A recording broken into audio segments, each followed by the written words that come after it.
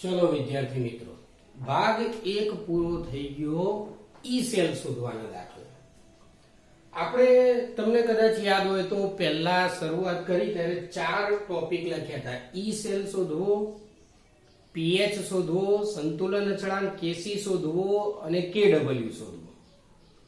એમાંથી તમારી બુકમાં પીએચ ના દાખલા કેવું નથી, કેડબલ્યુ પણ નથી, કેસી पहला सूत्र कदाच आ तो परीक्षा में पूछी काढ़े कि नर्नस्ट समीकरण उपरथी केसी कई रीते लखाय तो ये जोईए।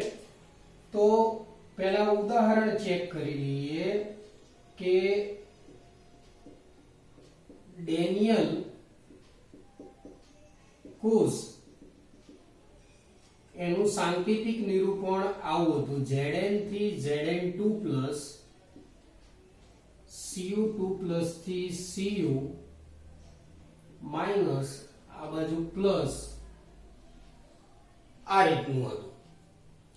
हवे तमने मित्रों याद होय तो याद करो बरोबर के पहली बार ज्यारे आ कोर्स चलाया तो बे पात्रो दोर्या था आपणे। एक पात्र में एवुं हतुं के झिंकनी Zn2 प्लस नी सांद्रता धीमे धीमे वधती जाए के कोष प्रक्रिया शुरू थाय तो Zn2 प्लस नी सांद्रता वधे, Cu2 प्लस नी सांद्रता घटे। एम करता करता धीमे धीमे आ प्रक्रिया जेम जेम पेलानी વધતી જાય અને ઘટતી જાય એમ કરતા કરતા એક સમય એવો આવે કે ઈ સેલ આનું મૂલ્ય થઈ જાય 0.0 વોલ્ટ। ઈ સેલ નો E0 સેલ નહીં, E0 સેલ તો બદલાશે જ નહીં। હવે પ્રશ્ન વાંચો, નર્નસ્ટ સમીકરણ પરથી સંતુલન અચળાંકની તારવણી। तो आमा नर्नस्ट समीकरण में पहला फरीथी आपणे एनोड लखी दीए तो Zn2 प्लस 2 इलेक्ट्रॉन, कैथोड ऊपर Cu2 plus 2 electron, Cu electron electron उड़ाड़ी दो, Zn Cu2 प्लस तो शू आवशे Zn2 प्लस थी Cu। तो आ समीकरण थी ई सेल जर नर्नस्ट समीकरण नु लखीए तो ई सेल बराबर E0 सेल આપણે આમ તો હમણાં જ દાખલામાં શીખવાડ્યું હતું 0.059 પણ બુકમાં આપ્યું એ મુજબ થોડું આગળ વધીએ તો 2.303 RT/nf આ રીતનું હોય। log log માં જમણી બાજુ સાંદ્રતા કોની આવશે Zn2 પ્લસ ની તો Zn2 પ્લસ, ડાબી બાજુ કોની આવશે Cu2 પ્લસ। તો આ થઈ ગયું। હવે મિત્રો અહીંયા ગમે તે આપ્યું હોય Zn2 પ્લસ અથવા Ag પ્લસ નો સ્ક્વેર ઢીકણું પૂછડું log ની આ બાજુ જેટલો ભાગ છે એટલા ભાગને ભલે સ્ક્વેર હોય ઘન હોય ना होय गम्मे होय ए आखू डामचिया बराबर केसी लखी देवानो ज्या केसी बराबर संतुलन अचळांक। हवे प्रश्न અહીંથી થોડો આ બાજુ ડાયવર્ટ કરીએ। જ્યારે જ્યારે આ E0 સેલ E સેલ 0 થાય એ ક્યારે થાય તો હમણાં કીધું હતું Zn2 प्लस ની सांद्रता વધે વધે વધે વધતી જ જાય, Cu2 प्लस ની सांद्रता ધીમે ધીમે ધીમે ધીમે ધીમે ઘટતી જાય। એક સમય એવો આવે કે सांद्रताમાં સંતુલન સ્થપાઈ જાય, ના પેલો વધે ના ઘટે, બસ એટલું થઈ ગયું એ થઈ ગયું। એ વખતે E0 E સેલ 0 આવશે, E સેલ 0 આવે એટલે સંતુલન સ્થપાય અને સંતુલન સ્થપાય એટલે આ Kc એનો સંતુલન અચળાંક આવે जे log ની આ બાજુ લખવામાં આવે। બીજું તાપમાન બરાબર 298 કેલ્વિન લઈએ, ફેરાડે બરાબર 96500 કે 96 487 જો આટલા કુલંબ લઈ લઈએ તો આ સમીકરણ શું આવશે E સેલ બરાબર E0 cell minus 0.059 upon n log થઈ જશે kc કેમ કે આ log પછી જેટલો ભાગ છે એ બધો kc જ લેવાનો છે આપણે ચલો હવે જોઈ લઈએ કે આની કિંમત E સેલ ની કિંમત આપણે કેટલી લેવાની તો E સેલ ની કિંમત તો જો સંતુલન અચળાંક થઈ જાય તો પછી E સેલ ની કિંમત થઈ જાય 0 તો અહીંયા આવશે 0 બરાબર E0 cell minus 0.059 upon n log kc આને આ બાજુ લઈ જાઓ તો પ્લસ થઈ જાય એટલે E0 સેલ બરાબર 0.059 અપોન n log kc આ તમારે સંતુલન અચળાંક શોધવાનું સૂત્ર થઈ જાય તો આટલી બાબત કદાચ પ્રશ્ન તરીકે પૂછાય તો આટલી બાબત લખવી અને 1001% પ્રશ્ન તરીકે નહીં જ પૂછાય એટલે તમારે બહુ એની કઈ ચિંતા કરવાની જરૂર છે નહીં પણ આ તો પ્રશ્ન તરીકે પૂછાય તો આવું કંઈક વર્ણન કરવાનું હવે તમારા માટે આ ભાગ શું થઈ ગયો આટલો ભાગ થઈ ગયો દામાખા એટલે દાખલા માટે ખાસ તો તમારે એ દામાખાનો ઉપયોગ કરવાનો કદાચ કેસી શોધવાનું પૂછાય તો આના પછી એક દાખલો આના ઉપરથી લઈ લઈએ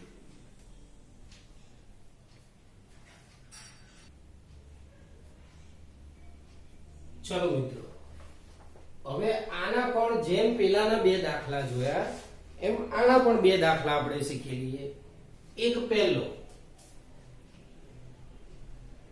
કે ડેનિયલ કોષની મદદથી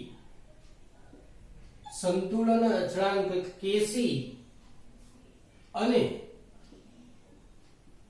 ગિબ્સની મુક્ત ઉર્જા શોધો ગિબ્સની મુક્ત ઉર્જા નવું આવ્યું હશે પણ બહુ ટેન્શન નહીં લેવાનું ગઈ વખતે તમારે આના વિશે વાર્તા આવી ગઈ લગભગ પણ 11મું આપણે નથી ભણ્યા એમ માની લઈએ તો કેટલાક સૂત્રો યાદ કરી લઈએ પહેલું સૂત્ર શું હતું હમણાં E0 cell is equal to 0.059 upon n log kc બીજું સૂત્ર delta G0 is equal to minus NF E0 cell તો આ બે સૂત્રોની મદદથી તમે બધી વાર્તા કરી શકો ચલો તો પહેલો ભાગ જોઈ લઈએ કે કેસી શોધવાનો છે તો પહેલો ભાગ જોઈએ E0 સેલ આ કઈ રીતે તો ડેનિયલ કોષ પહેલા તો તમારે ડેનિયલ કોષ તમારે લખવું પડશે ડેનિયલ કોષ એ કરો તો ડેનિયલ બધાને ખબર જ છે Zn થી Zn2 Cu2 થી Cu હવે E0 સેલ માટે શું શીખવાડ્યું તો હમણાં યાદ કરો E0 Zn થી Zn2 માઈનસ E0 Cu2 થી Cu યાદ કરી લેજો બરોબર કીધું તો તમને કે બંને ઓક્સિડેશન પોટેન્શિયલ જ લખવાના છે Cu થી Cu2 Zn થી Zn2 હવે પોટેન્શિયલ બંને તમને રકમમાં આપેલા હોય પણ કદાચ ડેનિયલ કોષ માટે ના આપ્યા હોય તો ગોખીન જવાના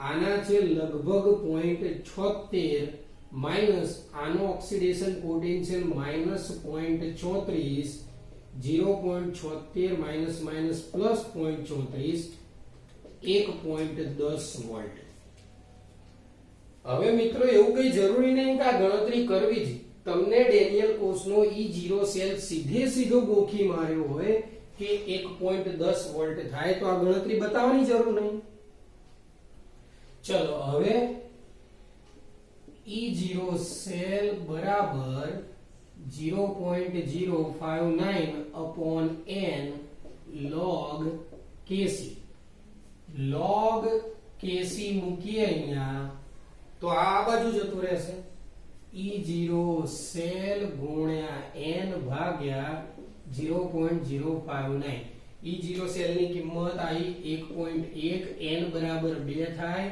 0.059 લઈ લો તો log kc બરાબર આનો ગુણાકાર કરો લગભગ 37 પોઈન્ટ સમથિંગ આવશે 37.288 હવે kc લખવો હોય તો શું કરવાનું તો kc બરાબર જો આનો એન્ટીલોગ તમે શોધવા જશો તો કેલ્સી માં નહીં આવે એટલે તમારે આનો એન્ટીલોગ પોઈન્ટ પછી શોધવાનો 0.288 નો એન્ટીલોગ શોધો 0.288 નો એન્ટીલોગ માટે પહેલા દબાવો 0.288 ભાગ્યા 3558 પ્લસ 1 હવે કશું દબાવતા નહીં બરોબર સાંભળી લેજો ગુણ્યા અને બરાબરની નિશાની વારાફરતી 13 વાર દબાવો ગુણ્યા બરાબર ગુણ્યા બરાબર ગુણ્યા બરાબર એવું 13 વાર દબાવો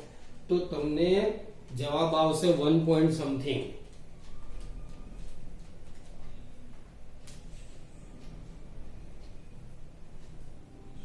એટલે આશરે તમારે 1.9295 એટલે 1.9 લખીએ અથવા 2 જવાબ ગુણ્યા આ પોઈન્ટ ની આગળ છે એ ઘાતમાં ચડાઈ દેવાનું 10 ની 37 ઘાત આ તમારે કેસી નો જવાબ થાય એટલે પોઈન્ટ પછીનાનો એન્ટીલોગ જોવાનો અને 10 ની 37 ઘાત આ રીતે તમારે લગાવી દેવાનું બીજી એક વસ્તુ તમે જોઈએ તો બીજો ભાગ કીધો ગિબ્સની મુક્ત ઊર્જા તો ગિબ્સની મુક્ત ઊર્જા ડેલ્ટા G0 આ તો સિમ્પલ છે -n f E0 cell -2 f બરાબર 96.487 96500 લેવું હોય તો બી લઈ શકો છો અને 1.1 માઈનસ આ જે જવાબ આવે એ જૂલમાં આવશે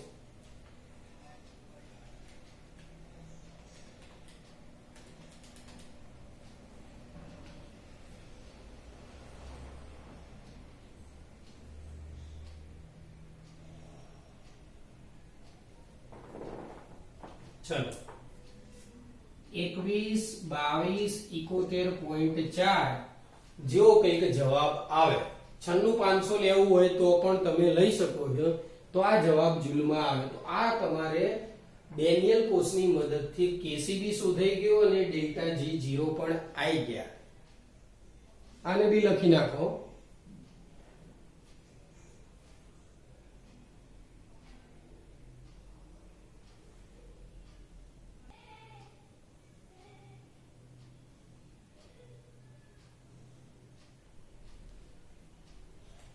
चलो મિત્રો આવો એક લખાણ સંબંધી દાખલો છે અને આ થોડો ઘણો આગળની રીત મુજબ જ છે પણ આને આપણે આઈએમપી ગણી શકાય આમાં પણ એ જ કામ કરવાનું છે કેસી શોધો અને મુક્ત ઊર્જા ડેલ્ટા G0 શોધો તો સૂત્ર તમને બંનેના ખબર છે તકલીફ એક જ છે કે આની અંદર તમને n કયો લેવો એ ઘણાને નહીં ખબર પડે કેમ કે આમ જોવા જઈએ તો ઓહો કે આ શું છે તો n લેવા માટે તમારે શું કરવું એ બરોબર ધ્યાનમાં કોઈ પણ સમીકરણ હોય તો n લેવા માટે શું કરવું માની લો કે આ બંનેમાંથી ગમે તે એક જ પસંદ કરો માની લો i પસંદ કર્યા તો i માં શું થયા અહીંયા 2 અને ઉપર માઈનસ એટલે કેટલા થયા આના ગણો તમે -2 અને i ની સામે i જ પસંદ કરો તો i ની સામે i તો આની ઉપર કેટલા થયા 0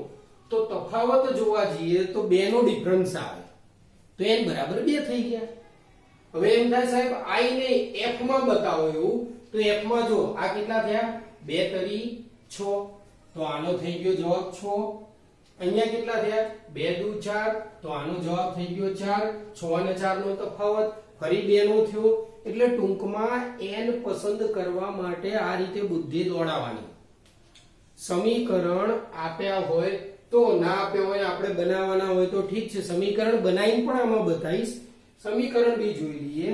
એનોડ ઉપર કઈ પ્રક્રિયા, તો તમે જાતે જ ચેક કરો એનોડ ઉપર શું થાય કે આ 2 માઈનસ હતો અને એમાંથી આ 0 થયો એટલે -2 થી 0 આ વધ્યા તો શું આવશે 2i i2 વત્તા 2 ઇલેક્ટ્રોન. કેથોડ ઉપરની પ્રક્રિયા એ શું આવશે Fe3+ સામે શું Fe2+. હવે થોડું મગજ દોડાવો તમે, 3+ થી 2+ ઇલેક્ટ્રોનનો ફેરફાર એક જ થાય, પણ અહીંયા કેટલા છે 2, તો અહીંયા શું કરવું પડશે 2, અહીંયા 2, અહીંયા 2, આનો 2 ઇલેક્ટ્રોન ઉડાડી દેશો એટલે અહીંયા ટોટલ સમીકરણ જે તમારે રકમમાં મેઈન સમીકરણ આપ્યું હતું એ બની જશે. તો આ લખવું હોય તો લખવાનું, નહીતર કઈ નહીં. હવે યાદ કરી લઈએ Kc નું સૂત્ર શું થાય. log Kc બરાબર, હવે ડાયરેક્ટ સૂત્ર આવડવું જોઈએ. સૂત્ર શું હતું બોલો, E0 સેલ ગુણ્યા n અપોન 0.059 0.236 n બરાબર 2 0.059 આનો ભાગાકાર ગુણાકાર કરી નાખો કેટલો આવે.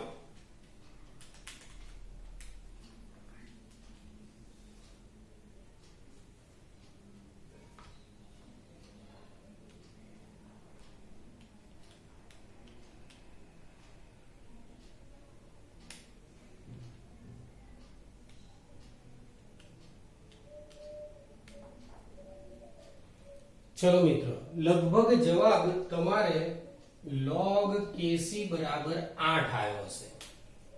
કોકને 7.99 આવ્યો કે ગમે તે 8 આવ્યો તો આ તો બહુ સિમ્પલ થઈ ગયું. જો 8 આવ્યો હોય પોઈન્ટ પછી કઈ નહીં તો એન્ટીલોગ સીધો 10⁸ થઈ જાય, વાર્તા પૂરી થઈ જાય. પછી 8 નો એન્ટીલોગ જોવા ના બેસતા. 8 નો એન્ટીલોગ તમારે લાંબો થશે અને ભૂલ પડશે. જો 8 પછી પોઈન્ટ પછી શું કઈ નહીં તો 10⁸ સીધો. બીજું હવે શું શોધવાનું રહ્યું, હવે મુક્ત ઊર્જા ડેલ્ટા G0 = -n ગુણ્યા F ગુણ્યા E0 સેલ -2.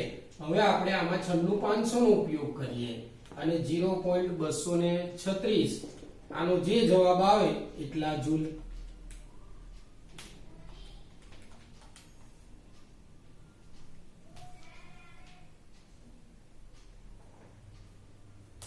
ચલો, લગભગ 45.548 જેટલા જૂલ આવે. તો આ તમારે થઈ ગયા Kc શોધવાના દાખલાની રીતો, અને જોડે ડેલ્ટા G પણ શોધી કાઢ્યો. હવે મિત્રો એક બીજું યાદ રાખજો, આમાં બહુ જ અગત્યની વસ્તુ તમને કહેવાની રહી ગઈ કે કદાચ કેટલીક વખત આ ડેલ્ટા G શોધવામાં તમને ભલે સમીકરણ ગમે આપ્યું હોય, આપણને ખબર પડી ગઈ n બરાબર 2 છે, પણ રકમ બરોબર વાંચવાની. કેટલીક વખત અંદર રકમમાં લખ્યું હશે કે 2 ફેરાડે, 1.61 ફેરાડે, 3.22 ફેરાડે. જો આવું કંઈક લખ્યું હોય રકમમાં તો આ n આપણે જે સમીકરણ ઉપરથી મૂક્યા હતા એ નહીં મૂકવાના. માની લો કે આ જ દાખલો છે, પણ દાખલામાં એમ લખ્યું છે કે ભાઈ 1.61 ફેરાડે, તો n બરાબર તમારે 1.61 ફેરાડે લઈ અને દાખલો ગણવાનો રહેશે. એવું પણ ભાગ્યે જ ક્યાંક હશે, બાકી આ નહીં હોય. તો આ રીતના દાખલા પૂછાય તો આ Fe વાળો જ પૂછાશે. આની આગળ બી તમને કીધું હતું કે પૂછાય તો કયો પૂછાય, તો પેલો Br માઈનસ વાળો દાખલો પૂછાશે. તમારે આ હોમવર્કમાં આ પૂરા કરવાના. બીજું લખાણ સંબંધી દાખલાઓમાં પણ હમણાં તમને કહેવામાં આવશે કે કેટલે સુધી તમારે સ્વપ્રયત્ને ગણવા.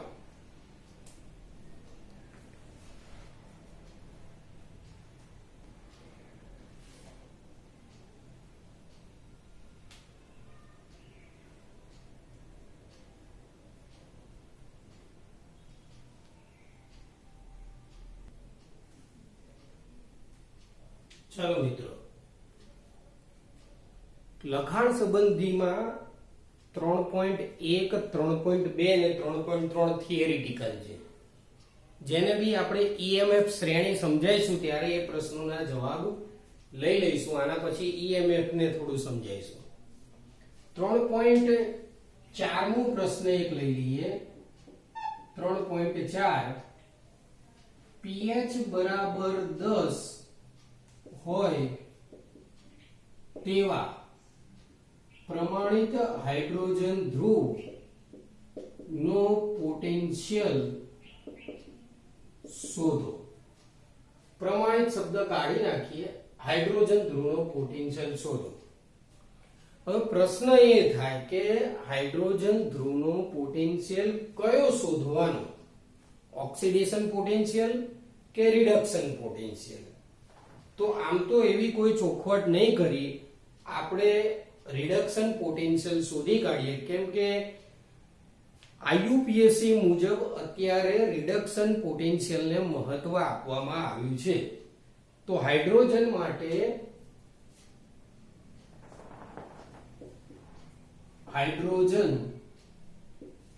ધ્રુવ માટે રિડક્શન પ્રક્રિયા પહેલા લખીએ. તો રિડક્શન પ્રક્રિયા શું થશે? 2H plus 2 electron H2. આનો E સેલ નું સૂત્ર લખીએ. E સેલ, આમ તો E સેલ લખાય પણ આવી રીતે લખીએ H પ્લસ થી H2 બરાબર E0 સેલ H પ્લસ થી H2 minus 0.059 upon n log, જમણી બાજુ આ વાયુ છે એટલે p કરીને લખવાનો અને આ પ્લસ છે એટલે અહીંયા આવશે h પ્લસ નો સ્ક્વેર. હવે આપણે જાણીએ છીએ E0 હાઇડ્રોજન માટે તો હંમેશા 0 જ થાય. 0.059 n બરાબર જો અહીંયા કેટલા ઇલેક્ટ્રોન 2 log હાઇડ્રોજન નું દબાણ આપ્યું નહીં હોય, ના આપ્યું હોય એટલે હંમેશા 1 લઈ લેવાનું. 1. હવે વાત રહી H પ્લસ ની સાંદ્રતા. H પ્લસ ની સાંદ્રતા લાવી ક્યાંથી? તો H પ્લસ ની સાંદ્રતા આ રીતે pH બરાબર જો 10 હોય તો H પ્લસ ની સાંદ્રતા 10 ની માઈનસ 10 ઘાત થાય. યાદ રાખવાનું. pH 2 તો 10 ની માઈનસ 2 એ રીતે. તો અહીંયા શું આવશે? 10 ની માઈનસ 10 ઘાત અને એનો પાછો સ્ક્વેર. ચલો તો અહીંયા 0.059 માઈનસ 0.059 અપોન 2 log આ 10 ની માઈનસ કેટલી ઘાત થઈ જશે? 20 થશે. ઉપર લખીએ તો એ 10 ની કેટલી થશે? પ્લસ 20. પ્લસ 20 વાળો ભાગ આગળ લાવી દો. આને લખી દો 0.0, આ શું થશે? 59 ભાગ્યા 2 ગુણ્યા ઘાત અહીંયા આવતી રહે અને ગુણ્યા શું આવશે? અહીંયા નીચે 1 લખી દઈએ. log શું આવશે? 10. અહીંયા આવી જશે 10. હવે log 10 ની કિંમત ઓલરેડી 1 જ થાય એટલે ના લખો તો ચાલે. તો આનો ગુણાકાર શું આવશે? માઈનસ 0.59 વોલ્ટ 10 વડે ગુણો એટલે. તો આ થઈ દાખલાની રીત થઈ. કદાચ MCQ માં પૂછાય. આની જગ્યાએ તમે અહીંયા આપણે રિડક્શન પ્રક્રિયા માટે લખ્યું, આની જગ્યાએ તમે ઓક્સિડેશન પ્રક્રિયા માટે આની આ જ વસ્તુ કરો તો તમારે શું થાય? તો આ જવાબ માઈનસ ના બદલે પ્લસ માં આવે, બીજું કઈ ના થાય. અહીંયા ઊંધું થઈ જાય એટલે આ ઉપર જતું રહે તો અહીંયા માઈનસ ઘાત છે એ આગળ આવતી રહે તો માઈનસ માઈનસ પ્લસ માં જવાબ આવે. બીજું શોર્ટકટ રીત આપણને આવડવી જોઈએ આવા દાખલામાં. જો શું થાય? રિડક્શન પોટેન્શિયલ પૂછે તમારે તો જવાબમાં આવશે મોટે ભાગે 99% માઈનસ 0.59 ગુણ્યા 0.059 માઈનસ 0.059 ગુણ્યા pH જે આપ્યું હોય એ કરી દો, એ જ જવાબ આવે. અને ઓક્સિડેશન પોટેન્શિયલ પૂછ્યો હોય તમને તો 0.059 ગુણ્યા pH આવી જશે. તો બહુ જ સિમ્પલ વસ્તુ છે કે તમે આખો દાખલો ગણો કે આટલું કરો તોય થઈ જાય. જો આમાં શું આવશે 0.059 ગુણ્યા pH કેટલી હતી 10, તો એ જ જવાબ આવવાનો છે. તો વિચાર કરો કે કદાચ તમને એમસીક્યુ માં કે એમાં પૂછી કાઢે તો તમારે ધ્યાન શું રાખવાનું છે કે રિડક્શન પોટેન્શિયલ આપેલો હોય તો જવાબ માઈનસ માં આવે, ઓક્સિડેશન પોટેન્શિયલ હશે તો જવાબ પ્લસ માં આવશે. અને બીજી વસ્તુ મિત્રો ખાસ, કદાચ ઓપ્શનની અંદર પ્લસ માઈનસ ના આપ્યું હોય, માની લો કે જવાબ આવ્યો 0.59 આ એક જ છે ચાર ઓપ્શનમાં એમસીક્યુ પૂછાયો અને પ્લસ માઈનસ પ્લસ ના આપ્યું હોય તો આપણે તો આ જવાબને પકડી રાખવાનો. તો આ થઈ ગઈ શોર્ટકટ રીત. અને pH બરાબર 10 હોય તો શું કર, તમે વિચાર કરો pH 10 ની જગ્યાએ pH 3 કરી નાખીએ તો શું કરવાનું 0.059 ગુણ્યા કેટલા કરી દેવાના 3. તો આ રીતે હાઇડ્રોજન ધ્રુવનું પોટેન્શિયલ થઈ જાય. ઘણીવાર ઘણા મિત્રો પાછા થોડા એડવાન્સ થઈ જાય, સાહેબ pH ના બદલે POH આપ્યું હોય તો સિમ્પલ છે. POH આપ્યું હોય તો શું કરશો એને બી જોઈ લઈએ. POH બરાબર 8 તો pH બરાબર કેટલા 6 ને 8 14, તો pH 6 થાય અને 6 થાય પછી તો આ રીત છે જ શોર્ટકટમાં ગણી નાખવાની. તો આ હતો તમારે કોયડો 3.4. 3.5 લખાણ સંબંધી છે એ સ્વપ્રયત્ન ગણવાનો છે. 3.6 લખાણ સંબંધી છે એ મેં તમને ગણાયા છે. તો તમારે જેટલી વસ્તુ જે રીત પૂરી થાય એ રીત તમારે બરોબર યાદ કરી લેવાની અને જોઈ લેવાના. કેમ કે દાખલા મોસ્ટ છે. દાખલા ચેપ્ટર 2, ચેપ્ટર 3, ચેપ્ટર 4 આના દાખલા બરોબર તમને આવડી જવા જોઈએ. હું તો કહું 1 થી 5 ચેપ્ટર જેને પાક્કા આવડી જશે ને એ 1000% પાસ થઈ જ જશે.